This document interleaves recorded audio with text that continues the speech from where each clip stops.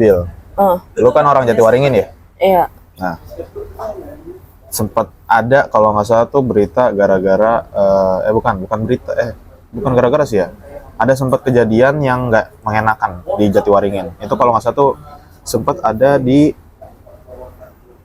gara-gara kebocoran kalau nggak salah ya. Kebocoran ya proyek ya. Iya. Area proyek itu di Jatiwaringin itu kenapa tuh? Ada nggak kayak kendala-kendala pada ketika lu, kalau nggak salah kita kan Selasa sama Rabu itu kan kampus ya? Iya, selalu Kampus. Nah itu ada nggak dampak yang kena ke lu seorang orang yang sering lewat Jatiwaringin gitu, yang terkena hal-hal tersebut, atau mungkin keseharian lu lagi jadi sulit gitu gara-gara kebocoran tersebut gitu. Sebenarnya kalau masalah kendala, kalau buat sampai rumah ya, gue nggak ngerasa terdampak apa-apa gitu, karena air di rumah gue kayak masih ya udah lancar gitu.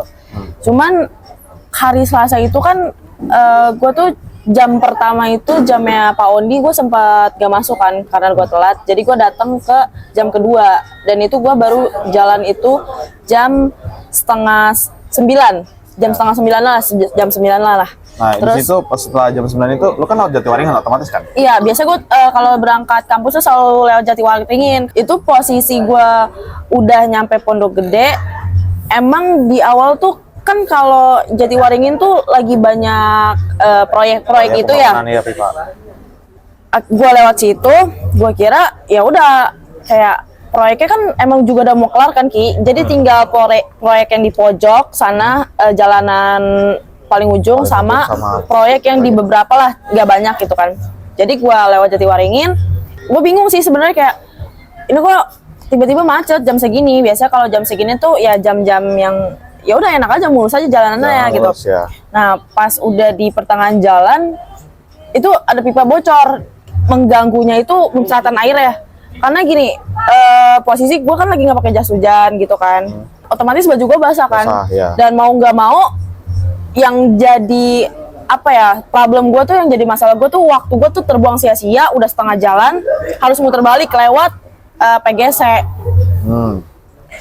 Jadi secara terdampak itu aja sih, kayak macet gitu kan. Sekarang ini kan udah lewat tuh. Udah lewat. Itu masih ada kayak kebocoran aja nggak, atau memang pihak dari Pam Jaya itu emang udah tiba-tiba pas sudah kebocoran itu tuh malam itu langsung dikerjain juga gitu?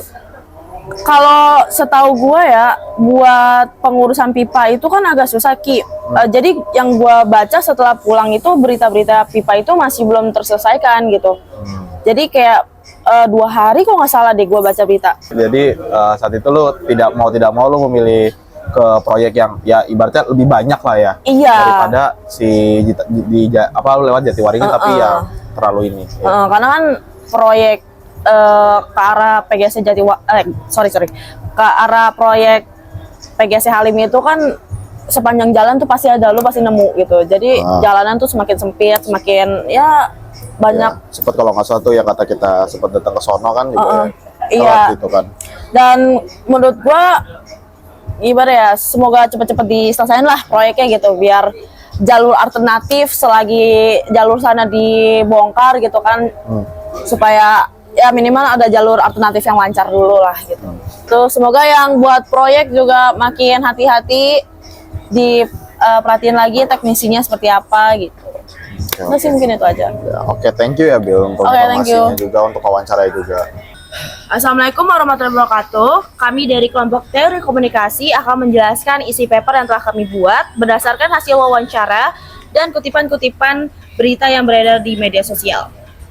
Perkenalkan, nama saya Nabila Fajri Fardiansyah dengan NIM 4424089. Perkenalkan, nama saya Fahmi Ahmad Ardiansyah dengan NIM 442411123. Dengan saya Muhammad Rizky Persatrio dengan NIM 442403332. Dengan saya Muhammad Tawin Fahriansyah dengan NIM 442400642. Dengan saya Sandika Rakafi dengan NIM 442406261. Yang pertama ada judul dari paper yang telah kami buat, yaitu judulnya Peristiwa Pipa Bocor di Jatiwaringin, Pondok Gede, Bekasi pada 17 Juni 2025. Selanjutnya ada isi, yaitu 1. Pembuka.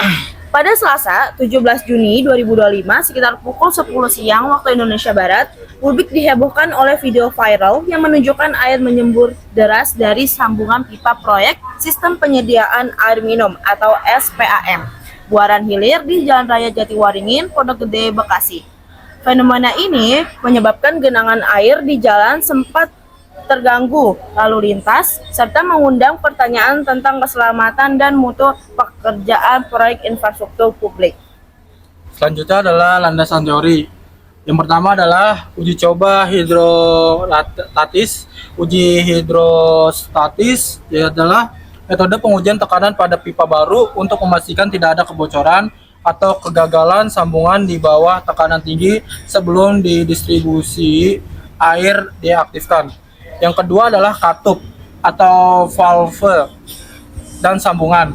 Katup adalah komponen penting dalam sistem perpipaan untuk mengontrol aliran kerusakan atau sambungan yang tidak sempurna, bisa berpotensi menyebabkan tekanan tinggi menimbulkan kegagalan mendadak. Selanjutnya ada hasil wawancara.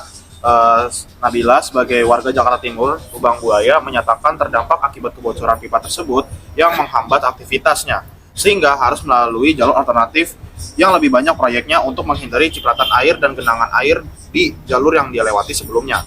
Direktur Teknik Pamjaya dengan nama Ahmad Santika mengatakan kejadian tersebut menjadi pengingat penting untuk terus meningkatkan kualitas dalam setiap tahap pekerjaan. Dia bercakap, kami telah melakukan penanganan dengan cepat dan menjadikannya sebagai evaluasi bersama untuk perbaikan berkelanjutan, ujarnya melalui siaran pers Selasa. Ibtu Parlan sebagai Kanit Lantas Polsek Pondok Gede menyatakan bahwa insiden terjadi karena tutup sambungan atau katup lepas akibat tekanan saat uji coba yang intens. Air sempat menyembur hingga membentuk air mancur. Sebelum penanganan cepat menghentikannya, Ahmad Murodi sebagai Komisi 2 DPRD Kota Bekasi menyoroti bahwa tekanan pengujian terlalu tinggi dan menuntut Pamjaya meningkatkan prosedur pengawasan untuk mencegah kejadian serupa di masa depan. Oke, selanjutnya ada analisis teoritis. Yang pertama, akibat tekanan berlebih. Tekanan yang melebihi batas toleransi valve bisa memicu kegagalan sambungan las, seperti yang terjadi di Jatiwaringin. Hal ini mendemonstrasikan pentingnya pengendalian tekanan sesuai standar desain pipa. Yang kedua, evaluasi protokol K3 atau keselamatan dan kesehatan dan kerja. Melepasnya katup valve secara mendadak menandakan perlunya peningkatan proteksi K3, termasuk penggunaan penahanan tekanan dan perlindungan lingkungan kerja. Yang ketiga, peran pengawasan proyek. Keterlibatan DPRD Bekasi mengindikasikan perlunya mekanisme audit eksternal lebih ketat, terutama saat proyek berada di area padat lalu lintas seperti Jatiwaringin. Yang keempat, sosial media sebagai whistleblower. Viralnya video di mana sosial mendorong respon cepat pihak berwenang dan perusahaan menunjukkan kekuatan kontrol publik digital terhadap proyek infrastruktur. Dan yang terakhir atau penutupan adalah peristiwa bocornya pipa SPAM di Jatiwaringin pada 17 Juni 2025 menunjukkan gambaran nyata tentang teknik dan manajemen saat mengerjakan proyek infrastruktur publik. Meski tidak menimbulkan korban atau kerugian material, insiden ini menjadi peringatan agar standar keamanan, prosedur pengujian tekanan, serta pengawasan dari pihak berwenang dan masyarakat perlu ditingkatkan. Harapannya dengan evaluasi menyeluruh dan perbaikan prosedural, kejadian tersebut dapat dicegah dan kepercayaan publik terhadap penyediaan layanan air minum tetap terjaga.